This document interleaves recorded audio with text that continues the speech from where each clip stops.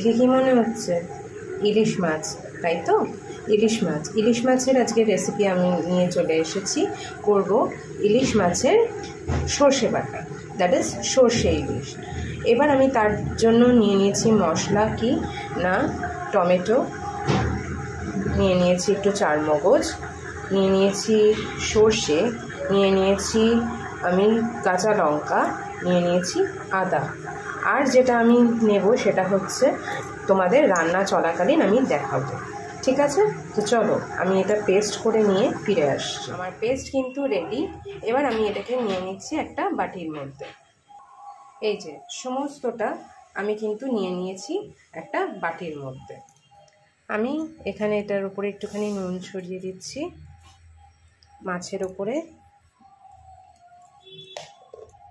দিয়ে খুব সুন্দর করে আমি এটাকে মাখিয়ে নেব, একটু নুন মাখিয়ে নেব। যেহেতু ইলিশ মাছ বন্ধুরা হলুদ দেওয়ার দরকার হয় না খুব একটা।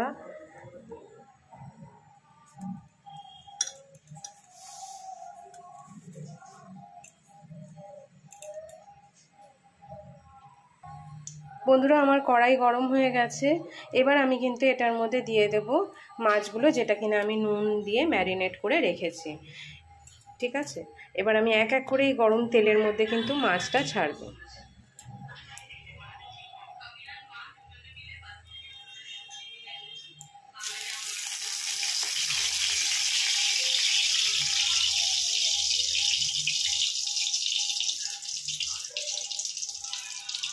তেল আমার গরম হয়ে গেছে, এবার আমি মাছ ছেড়ে দিচ্ছি এক এক করে।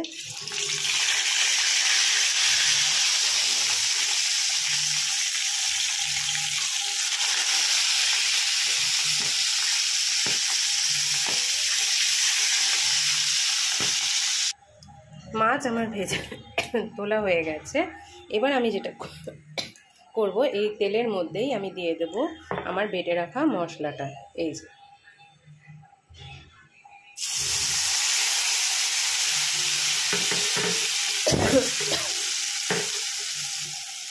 আমি কিন্তু এটাকে হালকা একটুখানি টস করে নিয়ে আমি কিন্তু এর মধ্যে সঙ্গে সঙ্গে জল দিয়ে দেবো, কারণ যেহেতু এটা সর্ষে বাটা তাই জন্য বেশি আমি যদি তেলে এটাকে টস করি জিনিসটা কি হবে, এটা রিচ হয়ে যাবে। তো আমি এবার কিন্তু এর মধ্যে আমি জল দিয়ে দেবো।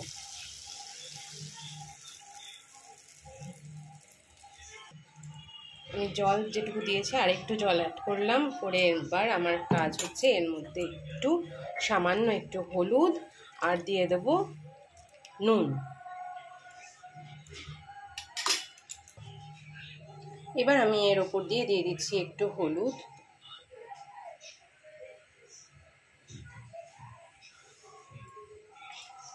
এবার দিয়ে দেবো আমি একটু নুন।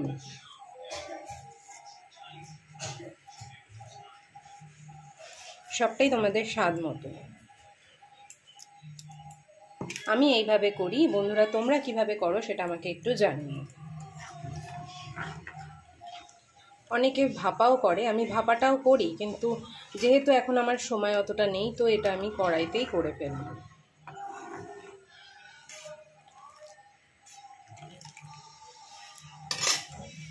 এবার আমি ফ্লেমটা বাড়িয়ে দেবো, এটা ফুটে উঠলেই মাছটা আমি ছেড়ে দেবো এর মধ্যে। দেখো বন্ধুরা আমার ঝোল ফুটে উঠেছে।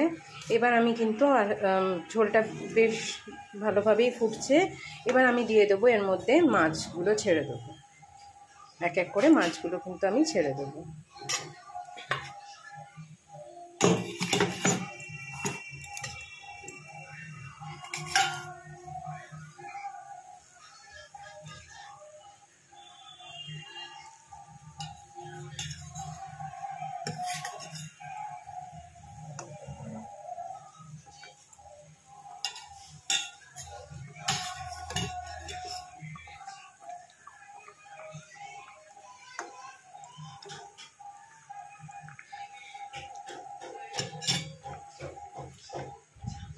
এবার এটাকে একটুখানি ফুটিয়ে আমি কিন্তু নামিয়ে দেবো, বেশি ফোটাবো না।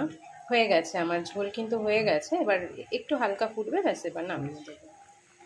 তোমরাও এটা এরমভাবে করে দেখো, তোমরা দেখো কেমন লাগে, কারণ আমি জানি অনেকে টমেটো ইউজ করে না রান্নায়, মানে ইলিশ মাছে।